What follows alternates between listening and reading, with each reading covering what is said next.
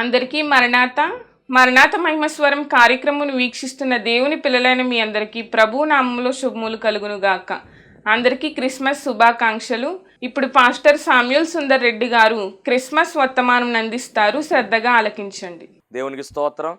అందరికీ మరణాత. దేవుడు అనుగ్రహించిన యొక్క ప్రాముఖ్యమైన సమయంలో దేవుని వాక్యాన్ని ధ్యానించుకుందాము. ముందుగా వాక్య భాగాన్ని చదువుకుందాము. మత్తయి సువార్త 2వ అధ్యాయము 10వ వచనము 11వ వచనాన్ని చదువుతూ ఉన్నాను. వారు ఆ నక్షత్రమును చూచి అత్యానంద భరితులై ఇంటిలోనికి వచ్చి తల్లి అయిన మరియను ఆ శిశువును చూచి సాగిలపడి ఆయనను పూజించి తమ పెట్టెలు విప్పి బంగారమును సామ్రాణిని బోలమును కానుకలుగా ఆయనకు సమర్పించిరి. మహాపరిశుద్ధుడా, మహిమగల దేవ, మహాగణుడా, నీ ఘనమైన నామానికి వందనాలు, స్తోత్రాలు, స్తుతులు చెల్లించుకొనుచున్నాము. దేవా, ఇదిగో ఈ యొక్క ప్రాముఖ్యమైన సమయంలో జీవము కలిగినటువంటి నీ మాటలను తండ్రి మేము వినాలని ఆశపడుచు ఉన్నాము. ఆశపడే ప్రాణమును తృప్తిపరచువాడవు నీవు మాత్రమే కనుక దేవా, కొద్ది నిమిషములు తండ్రి నీ వాక్కుతో మాతో మాట్లాడండి, మమ్మలను బలపరచండి ప్రభువా. నీ బిడ్డలకు కావలసినటువంటి మాటలను అందించండి. ఎవరికి ఏ మాటలు అవసరమై ఉన్నవో ఆ మాటల ద్వారా నీ బిడ్డలకు ప్రభువా నాయన ఓదార్పును సమాధానమును దయచేయమని సమాధానకర్తగా మా మధ్యలోనికి వచ్చి వేసిన మంచి బోధకుడుగా ఉన్న యేసు క్రీస్తు వారి నామములో అడిగి వేడుకొనుచున్నాను పరమ తండ్రి, ఆమేన్. అందరికీ వందనాలు. మరణాత. అందరూ బాగున్నారమ్మా? మరి ప్రతిరోజు కూడా వాక్యాన్ని వీక్షిస్తున్న మీ అందరికీ కూడా నా ప్రత్యేకమైనటువంటి వందనాలు తెలియజేస్తూ ఉన్నాను. దేవుడు తన మహాకృపను బట్టి అల్పుడుగా ఉన్నటువంటి నన్ను మరి చక్కని వాక్యాలు అందించడానికి దేవుడు తన నోటి బోరగా వాడుకుంటూ ఉన్నాడు.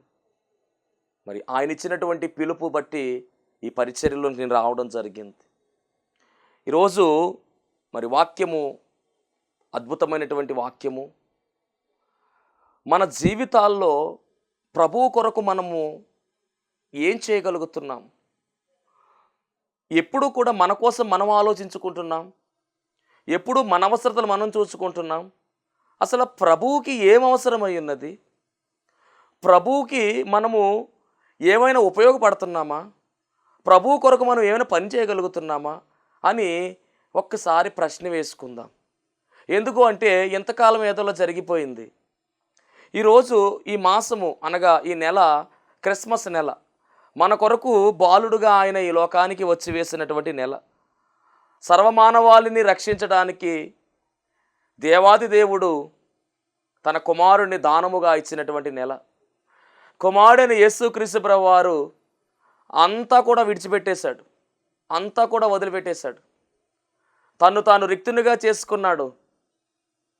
ఆకాశ మహాకాశాలు పట్టచాలినటువంటి దేవుడు ఆయన. ఆయన మాత్రమే అమరుడుగా ఉన్నాడు.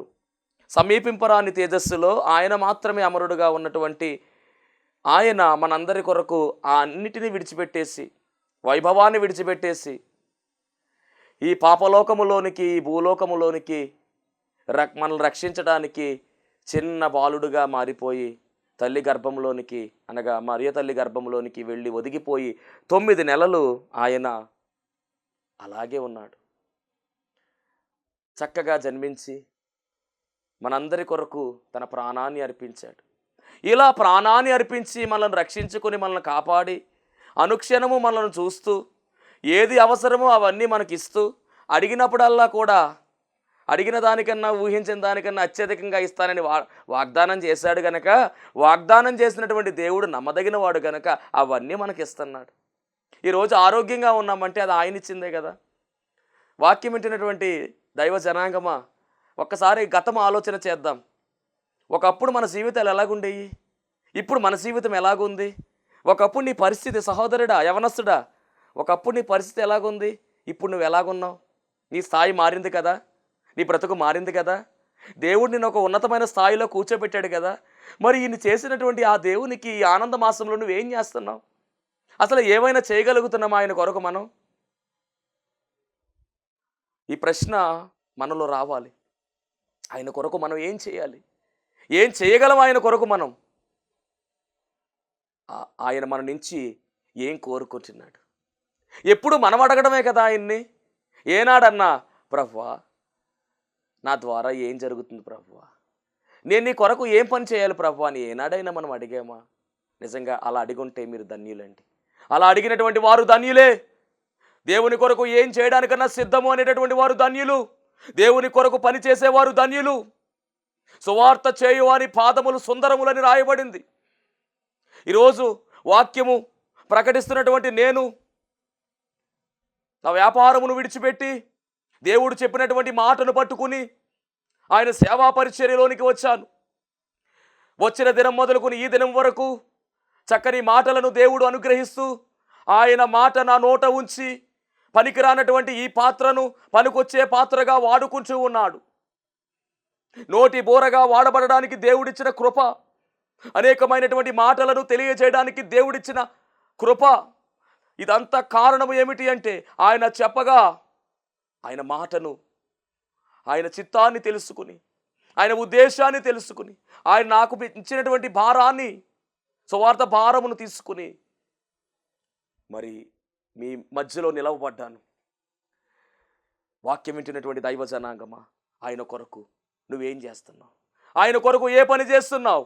ఆయనకు ఎంత సహకారిగా ఉన్నావు? సహకారుల పేర్లు జీవగ్రంథములో రాయబడును అని రాయబడింది కదా. నీ మందిరములో, నీ సంఘములో, నీ దైవజనునికి ఏ విధముగా నువ్వు సహకరిస్తూ ఉన్నావు? సువార్త సభలు జరుగుతున్నప్పుడు నీ బాధ్యత ఏమిటి? నువ్వు ఎంతవరకు సహకరిస్తున్నావు? నీ సహకారం ఉందా లేదా? దైవజనునికి మనము సహకరించాలి, సహకారులుగా ఉండాలి. ఒక మీటింగ్ కండక్ట్ చేస్తే దానికి మన పని ఉంటుంది, అక్కడ ఏదో పని. ఒకవేళ ఆర్థిక పరంగా మనము సహాయం చేయలేకపోతే కనుక కనీసము మనము చేతి పని అయినా అక్కడ చేయాలి కదా. అది ఎవరి సభ? దేవుని సభది. అందరూ కలిస్తేనే ఆ సభ. ఆ సభ ద్వారా కొంతమంది అయినా మార్పు చెందుతారు, కొంతమంది అయినా సువార్త వింటారు, కొన్ని ఆత్మలను రక్షింపబడతాయి. దేవుని ఉద్దేశము, దేవుని చిత్తము ఏమిటి అంటే ఏ ఒక్కరూ నశించిపోకూడదు, అందరూ కూడా రక్షింపబడాలి. అది దేవుని యొక్క ఇంటెన్షన్ అయి ఉంది, దేవుని ఉద్దేశమై ఉన్నది, దేవుని చిత్తమై ఉన్నది. ఆ చిత్తాన్ని మనం గ్రహించుకొని దాని కొరకు మనం పని చేయాలి. పరివారముగా మనం ముందుకు సాగితే దేవుడు తగిన ప్రతిఫలం ఇస్తాడు. వాని క్రియలు చెప్పున వారికి ప్రతిఫలం ఇచ్చేదను అని లేఖనములు సెలవిచ్చిన మాట మనమందరం ఎరిగిన వారమే కదా. వాని క్రియలు చెప్పున దేవుని కొరకు మన పనిలో ఉండాలి. ఎప్పుడూ కూడా మన పని చూసుకుంటే ఇక ఉపయోగం ఏముంది? ఈరోజు మొదలుకొని ఆయన కొరకు మనం పని చేద్దాం. వాక్యం ఏంటంటే దైవ జనాంగమా, ఆ రీతిగా మనం పని చేయవలసిన వారమై ఉన్నాం. ఎందుకు ఈ మాట చెబుతున్నానంటే క్రిస్మస్ అంటే చాలా సంతోషాన్ని తెలియజేసే పండుగే. క్రిస్మస్ అంటే చాలా ఆనందంగా జరుపుకునే పండుగే. కానీ ఈ క్రిస్మస్లో కొందరి త్యాగం ఉంది. ఈరోజు వాక్యం చెప్పడానికి కారణం అదే. కొంత త్యాగం ఉంది క్రిస్మస్లో. కొందరి వ్యక్తుల త్యాగము కనబడుతుంది. కొన్ని జీవితాలు సమర్పించుకున్నారు. అలా సమర్పించుకోగా క్రిస్మస్ పండుగ మనకు వచ్చింది. ఒక రకంగా చెప్పాలంటే ఈ పండుగ త్యాగాలతో కూడిన పండుగ. ఈ పండుగ సమర్పణ పండుగ అని పెట్టుకోవచ్చు పేరు మనం. సమర్పణ పండుగ, సమర్పణతో కూడినటువంటి పండుగ ఇది. మనందరికీ తెలుసు, యేసుక్రీస్తు ప్రభువు వారు పుట్టినప్పుడు జ్ఞానులైనటువంటి వారు ఆయన దర్శించడానికి వచ్చారు. దాదాపుగా వారు రావడానికి 2 సంవత్సరాలు పట్టింది. ఆకాశములో ఒక వింతైనటువంటి నక్షత్రం పుట్టింది. యేసుక్రీస్తు ప్రభువు వారు జన్మించినప్పుడు ఆకాశంలో ఒక వింతైనటువంటి నక్షత్రం పుట్టిందని మనం గతంలో మాట్లాడుకున్నాం. ఆ నక్షత్రము ఎలాంటి నక్షత్రం అంటే అన్ని నక్షత్రాలు లాంటి నక్షత్రము కాదు. ఆయన నక్షత్రంగా పేరు పొందుకుంది. ఇది జ్ఞానులను నడిపించింది. ఇది జ్ఞానులను యేసుక్రీస్తు ప్రభువు ఉన్నటువంటి ఇంటి వద్దకు నడిపించింది. యేసు ప్రభు ఉన్నటువంటి స్థలానికి వారిని చేర్చింది. జ్ఞానులు ప్రయాణమై వస్తూ ఉన్నప్పుడు వారి ప్రయాణము దాదాపుగా బహు కష్టమైనటువంటి ప్రయాణమే. కొండలు, గుట్టలు, ఊళ్ళు, ఏళ్ళు అన్నీ దాటుకుంటూ రావాలి. 2 ఏళ్ళు పట్టింది. అలాంటి జ్ఞానులకు దారి చూపించినటువంటి నక్షత్రముగా ఒక నక్షత్రం మనకు కనబడుతూ ఉంది. అలా జ్ఞానులైనటువంటి వారు యేసుక్రీస్తు ప్రభువు వారు ఉన్నటువంటి ఇంటికి చేరుకున్నారు. అలా చేరుకున్నటువంటి ఈ జ్ఞానులు ఎంత సంతోషిస్తున్నారంటే 10వ వచనం మనం గమనించినట్లయితే, వారు ఆ నక్షత్రమును చూచి అత్యానందభరితుల ఇంటిలోనికి వచ్చి, అంతకు ముందు వచనంలో రాయబడిన మాట, వారు రాజు మాట విని బయలుదేరిపోవచ్చుండగా ఇదిగో తూర్పు దేశమున వారు చూచిన నక్షత్రము ఆ శిశువు ఉండిన చోటికి మీదుగా వచ్చి నిలుచు వరకు వారికి ముందుగా నడిచెను. వారికి ముందు నడిచి వారిని నడిపించి వారిని గమ్యానికి చేర్చి ప్రభు ఏ ఇంటిలో ఉన్నారో ఆ ఇంటి పైన ఈ నక్షత్రం నిలిచిపోయింది. అప్పుడు దాకా ప్రయాణం చేసింది, అప్పుడు దాకా నడిచింది, అప్పుడు దాకా నడిపించింది. కానీ దాని సమయం అయిపోయింది. ఎందుకు అంటే దాని పని ముగిసింది. దాని పని ఏమిటంటే వారిని అనగా జ్ఞానులను అక్కడికి చేర్చాలి. ఎక్కడికి అంటే యేసు క్రీస్తు ప్రభు వారి దగ్గరకు జ్ఞానులను నడిపించాలి. నడిపించేసింది. ఇక ఆగిపోయింది అక్కడితో. వెంటనే చూస్తుంటే ఇంటిపై నక్షత్రం ఉంది, ఇంటిలో బాలుడు కనబడుతూ ఉన్నాడు. వారు వచ్చారు. ఇంటిలోనికి వచ్చి వారు ఆ నక్షత్రమును చూచి అత్యానందభరితులైపోయారు. చాలా ఆనందం, చాలా సంతోషంతో నిండిపోయారు. ఎందుకంటే 2 సంవత్సరాల ప్రయాణము, వారి యొక్క రాకలో ఉన్నటువంటి ఉద్దేశము, దేవుడే నరుడుగా పుట్టబోతున్నాడు, దేవుడే రాజుగా పుట్టబోతున్నాడు, దేవుడే రక్షకుడుగా పుట్టబోతున్నాడని వారి మత గ్రంథమైనటువంటి జెండవెస్తలో రాయబడినటువంటి మాట, జొరాస్టర్ అనేటువంటి పారసీక తత్వవేత్త రాసినటువంటి మాటను వారు జ్ఞాపకం చేసుకుని, ఆ మాటను ఆధారం చేసుకుని నక్షత్రము దారి చూపించగా వారు బయలుదేరి వచ్చి వారి కష్టము 2 సంవత్సరాలు ఫలితము కనబడుతూ ఉంది. ఫలితం ఏమిటంటే యేసుక్రీస్తు ప్రభువుని చూస్తూ ఉన్నారు. దేవుడే నరుడుగా పుట్టాడు, దేవుడే రాజుగా పుట్టాడు, దేవుడే రక్షకుడుగా పుట్టాడు అని కొనియాడారండి. వచ్చినది మామూలు వ్యక్తులు కాదు, జ్ఞానులు, తూర్పు దేశపు జ్ఞానులు, అనగా పారసీక దేశానికి చెందిన వారై ఉండవచ్చు. కానీ గమనించాలి, మామూలు జ్ఞానులు కాదండి, చాలా పాండిత్యం కలిగిన జ్ఞానులు, సకల శాస్త్రాలు ఎరిగిన వారు, సకల శాస్త్రాలలో ప్రావీణ్యం పొందిన వారు, సకల శాస్త్రాలను అధ్యయనం చేసిన వారు, సకల శాస్త్రాలను అవసాన పట్టిన వారు, వారే జ్ఞానులుగా పిలువబడుతున్నారు. వారు వచ్చారు, డైరెక్ట్గా వచ్చి ఇంటిలోనికి వెళ్ళారు. పశువుల కాపరులు అనగా గొర్రెల కాపరులు వచ్చే సమయానికి యేసుక్రీస్తు ప్రభువారు పాకలో ఉన్నారు, తొట్టెలో ఉన్నారు. కానీ జ్ఞానులు వచ్చే సమయానికి ఇంటిలోనికి వెళ్ళారు. ఈ వ్యత్యాసం మనం గమనించుకోవాలి. ఎందుకంటే అప్పటికే 2 ఏళ్ళు అయిపోయింది. లోపలికి వెళ్ళి వాళ్ళు చేసిన పని ఏమిటో చూద్దాం. తల్లి అయిన మరియను ఆ శిశువును చూచి సాగిలపడి యేసుక్రీస్తు ప్రభువారికి సాగిలపడ్డారు. జ్ఞానులు సైతము సాగిలపడ్డారు. ఎందుకు అంటే అనంత జ్ఞాని అయిన దేవుడు ఆయన, జ్ఞానాధారము ఆయనే, జ్ఞానమై ఉన్న దేవుడు ఆయన, సమస్త సృష్టికి జ్ఞానమును వసగిన దేవుడు ఆయన, పరలోక జ్ఞాని ఆయన. సొలొమోను కంటే గొప్పవాడు ఇక్కడ ఉన్నాడు. అవును, ఉన్నాడు కాబట్టే చిన్న శిశువుగా ఉన్నప్పటికీ వారు గ్రహించుకున్నారు. ఏ జ్ఞానులు? తూర్పు దేశపు జ్ఞానులు కనులారా చూచారు, సాగిలపడ్డారు, పూజించారు, వర్షిప్ చేస్తున్నారు, ఆరాధన చేస్తున్నారు. మూడవదిగా తమ పెట్టెలు విప్పారండి. బంగారమును, సామ్రాణిని, బోలమును కానుకలుగా సమర్పించిరి. ఇది జ్ఞానులు సమర్పణ. వారు ఇస్తున్నటువంటి అర్పణలు మనకు కనపడుతున్నాయి. కనపడే అర్పణలు బంగారమును ఇచ్చారు, 2 సామ్రానిచ్చారు, 3 బోలమిచ్చారు. ఎవరు అంటే జ్ఞానులు, తూర్పు దేశపు జ్ఞానులు. ఈ కనపడేటటువంటి ఈ వస్తువులలో దాగి ఉన్నటువంటి లోతైన మర్మాలు ఈరోజు దేవుడు మనకు బయలుపరచనై ఉన్నాడు. వారి జ్ఞానం ఏంటో మనం అర్థం చేసుకోవాలి. మామూలు జ్ఞానం కాదండి. ఆ బంగారం వెనకాల ఉన్నటువంటి కారణం, సామ్రాణి వెనకాల ఉన్నటువంటి కారణం, బోలం వెనకాల ఉన్న కారణం మనం తెలుసుకోవాలి. వాటికన్నా ముందు వారు సాగిలపడ్డారు. చూసారా, చిన్న శిశువుగా ఉన్నాడు ఆయనకు సాగిలపడ్డారు. అంటే శిశువును చూడడం లేదు ఇక్కడ, దేవుణ్ణి చూస్తున్నారు, దైవ మానవుని చూస్తున్నారు, రక్షకుని చూస్తున్నారు, ఈ సృష్టికి ఆధారమైన వాడిని చూస్తున్నారు. కలిగి ఉన్నది ఏదియు ఆయన లేకుండా కలగలేదు, అది చూస్తున్నారు. రక్షకుడైన యేసయ్యను చూస్తున్నారు, సాగిలపడ్డారు, ఆయనను పూజించారు. అవును, మనము సేవిస్తున్నటువంటి దేవుడు పూజకు అర్హుడు, పూజార్హుడు ఆయన, స్తోత్రానికి అర్హుడు, స్తోత్రార్హుడు ఆయనను ఆరాధించారు. అయిపోయిన తర్వాత కానుకలు సమర్పణ చేస్తున్నారు. బంగారము, సామ్రాణి, బోలము, ఈ 3 కూడా సమర్పణ చేస్తూ ఈ 3 ఇంటిలో దాగి ఉన్నటువంటి విషయాలు మనము గమనించాలి. బంగారము అనగా అది పరిశుద్ధతకు సాదృశ్యంగా కనబడుతుంది. దాన్ని శుద్ధీకరించి తీస్తారు. అంటే ఈ బంగారం ఇస్తున్నప్పుడు ఈయన పరిశుద్ధుడు అని తెలియచేయడము ఒక కారణము, ఈయన దేవుడు అని తెలియజేయడం ఒక కారణము. దేవునికి స్తోత్రం.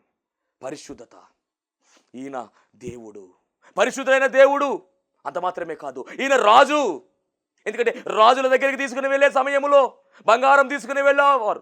ఈయన రాజు. ఎలాంటి రాజు అంటే రాజ్యభారము కలిగిన రాజు, రాజులకు రాజు, రారాజు అయినటువంటి వాడు ఈయన దేవుడు రాజు అయి ఉన్నాడు. ఇశ్రాయేలీయులను ఒకప్పుడు రాజుగా పరిపాలించిన వాడు ఆయన.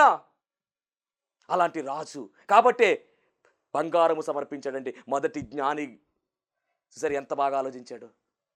ఈయన రాజ్యాన్ని స్థాపించడానికి వచ్చాడు. యేసుప్రభు రాజ్య స్థాపనకు వచ్చాడు. ఏ రాజ్యం అంటే నీతి రాజ్యము, ఏ రాజ్యం అంటే శాంతి రాజ్యం, ఏ రాజ్యం అంటే సంఘం అనేటువంటి రాజ్యాన్ని స్థాపించడానికి వచ్చాడు ఆయన.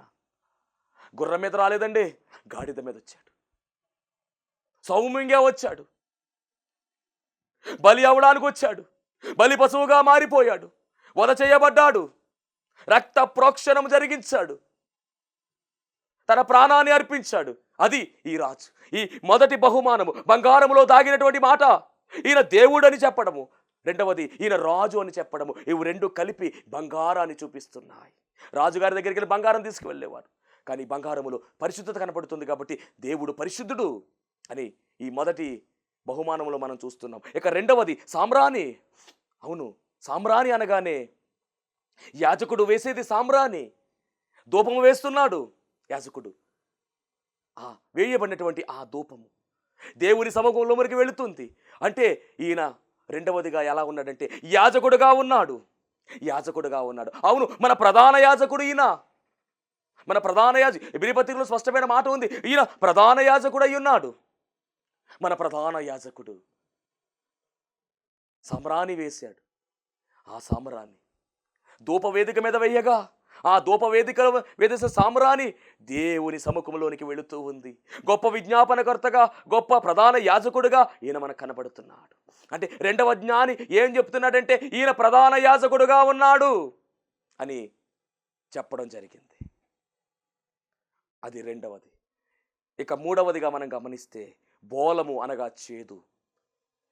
అనగా ఈయన చేయబోతున్నటువంటి యజ్ఞాన్ని తలంచుకున్నాడు. ఈయన చేయబోతున్నటువంటి కార్యాన్ని తలంచుకున్నాడు. ఈయన పడుతున్న శ్రమను తలంచుకున్నాడు. ఈయన జీవితములో చేదు అనుభవము మన జీవితాలను మార్చడానికి, మన జీవితాలను మధురములోనికి మార్చడానికి, మన జీవితాలలో తీపినివ్వడానికి, అలనాడు మారానిటిని మధురముగా మార్చివేయడానికి చెట్టు వేశారు. ఆ చెట్టు ఎవరు అంటే యేసు ప్రభువే. అలాగే పాప జీవితములు పరిశుద్ధ జీవితంలోనికి మార్చివేయాలంటే యేసు రక్తము కలపబడాలి. మరి అలా కడపబడే సమయములో ఆయన జీవితము చేదు జీవితం అయిపోయింది. బోలము చేదును చూపిస్తుంది, అనగా శ్రమలను చూపిస్తుంది. ఆయన శ్రమానుభవాన్ని చూపిస్తూ ఉన్నాడు, సిలువను చూపిస్తూ ఉన్నాడు. ఈ యొక్క జ్ఞాని, మొదటి జ్ఞాని రాజును చూపిస్తూ దేవుణ్ణి చూపిస్తూ ఉంటే, రెండవ జ్ఞాని యాజకుని ప్రధాన యాజకుని చూపిస్తూ ఉంటే, మూడవ జ్ఞానిగా ఉన్నటువంటి వ్యక్తి బోలాన్ని చూపిస్తూ సిలువ పశువును చూపిస్తూ ఉన్నాడు. అనగా సిలువ కొరకు సమర్పించుకుంటున్నటువంటి యేసయ్యను చూపించుకుంటున్నాడు. ఈ మూడు కూడా యేసు ప్రభువులో ఉన్నటువంటి ఆయన వచ్చినటువంటి కార్యాలు, ఆయనలో ఉన్నటువంటి లక్షణాలు, ఆయన చేసే పనిని చూపిస్తూ ఉన్నాయి. అలాంటి వాటిని సమర్పించారండి ఈ జ్ఞానులు. ఇంకో మాట చెప్పాలంటే ఈ జ్ఞానులలో ఒక సమర్పణ ఉంది. అదేమిటంటే సమయమంతా కూడా సమర్పించుకున్నారండి. అన్నిటిని విడిచిపెట్టేశారు, బయలుదేరి వచ్చేశారు. వాళ్ళ టార్గెట్ ఏమిటంటే రాజును మేము కలుసుకోవాలి, దేవుణ్ణి మేము కలుసుకోవాలి, రక్షకుని మేము చూడాలి. అంత మాత్రమే కాదు, ఆయన్ని పూజించవచ్చితమని చెప్పారు. ఏ రోజు రాజుతో వాళ్ళు చెబుతున్నటువంటి మాట ఏమిటంటే మత్తయి సువార్త 2వ అధ్యాయం 2వ వచనము, యూదుల రాజుగా పుట్టినవాడు ఎక్కడ ఉన్నాడు? తూర్పు దిక్కున మేము ఆయన నక్షత్రమును చూచి ఆయనను పూజింపవచ్చితిమి. ఆయన చూడడం మాత్రమే కాదు, ఆయన పూజించాలి, ఆయన ఆరాధించాలి, మేము వర్షిప్ చేయాలి అనేటటువంటి ఒక టార్గెట్ కలిగి వచ్చారండి వాళ్ళు. ఎక్కడ తగ్గిపోలా వచ్చారు. దేవుడు వీరి ఆశ ఎరిగినవాడు గనుక, ఆశపడే ప్రాణమును తృప్తిపరిచేవాడు ఆయన మాత్రమే గనుక చక్కగా వీరి యొక్క సమర్పణను ఆయన స్వీకరించాడు. ఈ క్రిస్మస్ సమర్పణ పండుగ అని చెప్తూ ఉన్నాను. జ్ఞానులు ఇచ్చినటువంటి ఈ సమర్పణలో ఇంత అర్థం ఉంది. మరి గమనించండి, ఇది సమర్పణ పండుగ అని ఎందుకు అవుతూ ఉంది అంటే, మొట్టమొదటిగా యేసుక్రీస్తు ప్రభు వారిని మనకు తండ్రి అయినటువంటి దేవుడు సమర్పించాడండి. తన కుమారుణ్ణి బలిగా సమర్పించాడు, తన కుమారుణ్ణి అర్పణగా అర్పించాడు. అబ్రహామును అడుగుతున్నాడు, అబ్రహామా, నీవు ప్రేమిస్తున్నా నీ ఒకగానొక కుమారుడైన ఇస్సాకును నాకు దహన బలిగా ఇవ్వు అంటే ఇస్సాకు నిమ్మని అడిగితే అబ్రహాము ఏమన్నాడో తెలుసా? చిత్తం ప్రభు అని ఇవ్వడానికి సిద్ధమైపోయాడు. కానీ దేవుడు తీసుకోలేదు. టెస్ట్ చేశాడు, పరీక్ష చేశాడు. ఆ పరీక్షలో అబ్రహాం పాస్ అయ్యాడు. మరి దేవాది దేవుడైతే తన కుమారుణ్ణి ఇచ్చేశాడండి. ఎందుకంటే దేవుడు లోకంని ఎంతో ప్రేమించాడు. ఎంత ప్రేమించాడంటే తన అద్వితీయ కుమారుడైనటువంటి ఆయనను మనకు దానముగా ఇచ్చేంత ప్రేమించాడు. ఆయన ప్రాణముని ఇచ్చే సైతం ప్రేమించాడు. అంత ప్రేమ ఉంది. అంటే తండ్రి యొక్క సమర్పణ కలుగుతుంది. క్రిస్మస్ పండుగలో మొదటి సమర్పణ ఎవరిది అంటే తండ్రి దేవుడు చేసిన సమర్పణ.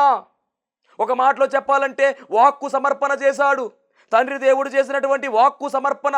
ఏ వాక్కు అంటే ఆదికాండం 3వ అధ్యాయము 15వ వచనములో ఆయన రక్షకుడు పుడతాడు అనేటటువంటి వాక్కు, రక్షకుడు చేయబోయేటటువంటి కార్యము, శిలువ యజ్ఞ యాగానికి సంబంధించినటువంటి వచనము అది. ఆయన రాకకు సంబంధించిన వచనము ఆదికాండం 3వ అధ్యాయము 15వ వచనము. 4000 సంవత్సరాల క్రితము ఆయన నోట నుంచి వచ్చినటువంటి మాట అది. అలా తండ్రి దేవుడు సమర్పణ చేశాడు, వాక్కు సమర్పణ చేశాడు. తర్వాత ఆ వాక్యమే శరీరధారి అయి కృపా సత్య సంపూర్ణుడిగా ఈ లోకానికి రావడము అనగా ఆ వాక్కును నిజము చేశాడు. వాక్కు సత్యమది, సత్యవాక్కది. శరీరము ధరించుకుని కుమారుడుగా వచ్చేశాడు. కుమారుడైన క్రీస్తును మనకు అర్పించాడు. ఇది రెండవ సమర్పణ. ఒకటి దేవుడు వాక్కు సమర్పణ చేస్తే, రెండవది తన కుమారుణ్ణే ఆ వాక్కునే శరీరధారిగా మార్చి కుమారుణ్ణి సమర్పణ చేశాడు. ఎవడి సమర్పణ దేనికో తెలుసా? బలి అయిపోవడానికే. ఇక మూడవది మరి కుమారుడైన క్రీస్తు ఏమి సమర్పించుకున్నాడంటే తన్ను తాను అందరి కొరకు అర్పించుకున్నాడు. పౌలు గారు రాస్తూ ఉన్నారు కదా తిమోతికి రాసినటువంటి పత్రిక, మొదటి తిమోతి పత్రిక 2వ అధ్యాయం 6వ వచనంలో మనం గమనిస్తే ఆయన అందరి కొరకు విమోచన క్రయధనముగా తన్ను తానే సమర్పించుకున్నాడు. ఇది యేసు ప్రభు యొక్క ప్రేమ.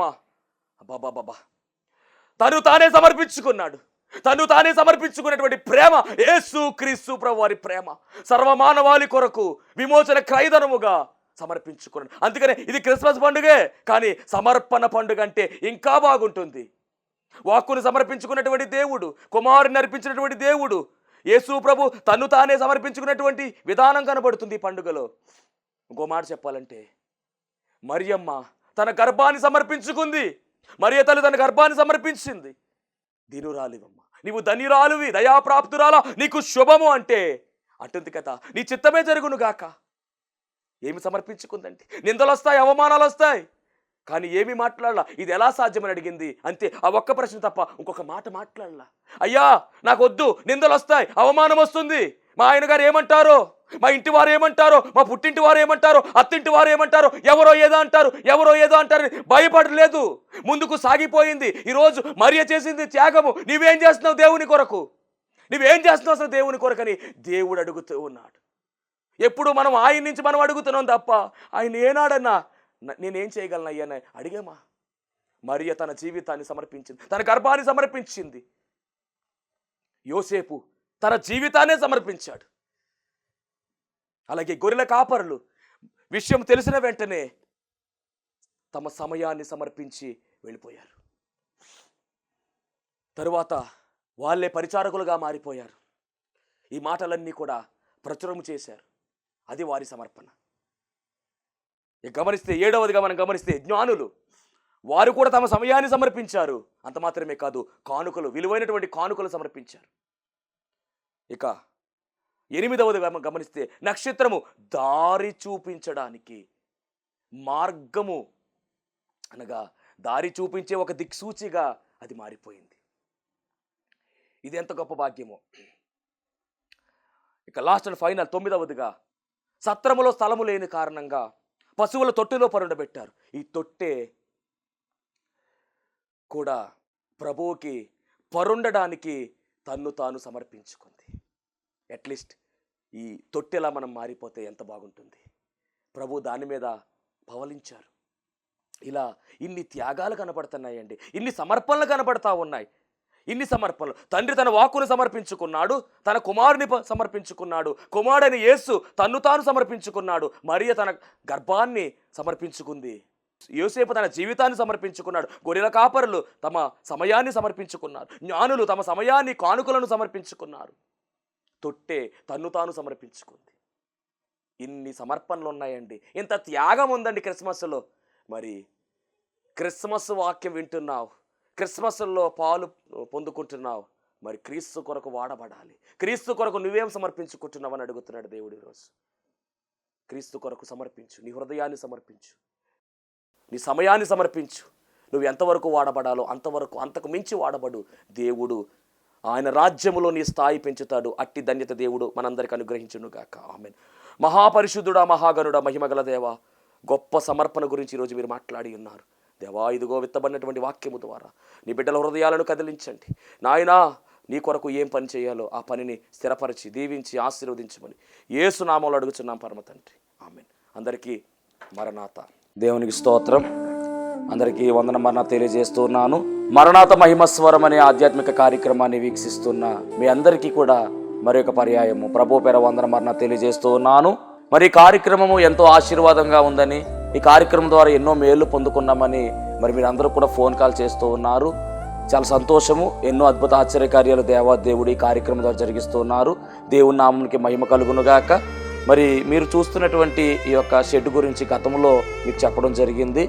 యజమానుడు మరి దీన్ని బేరం పెట్టారని చెప్పేసి, దీన్ని తీసుకుంటే ఇక్కడ ఆరాధన జరుగుతుంది, లేకపోతే మనం బయటికి వెళ్ళాలనేటువంటి పరిస్థితిని మీకు చెప్పినందుకు చాలామంది మరి సహకరించారు. కొంతమంది మరి అమౌంట్ పంపించడం జరిగింది, అలాగే ప్రార్థన చేయడం జరిగింది.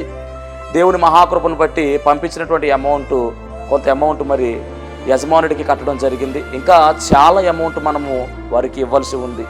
కనుక మరి ఈ కార్యక్రమాన్ని వీక్షిస్తున్నటువంటి మీకు ఎవరికైనా కనుక ప్రేరేపణ కలిగినట్లయితే కనుక మరి మీ వంతు సహకారాన్ని అందించండి.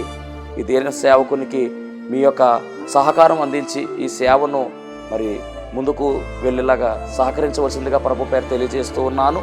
మీకు ఎవరికైనా కనుక మరి ప్రేరేపణ కలిగినట్లయితే కనుక స్క్రీన్ మీద కనపడుతున్నటువంటి ఆ నెంబర్కి ఫోన్పే చేయండి, లేదా ఫోన్ చేసినట్లయితే కనుక నేనే స్వయంగా మాట్లాడతాను.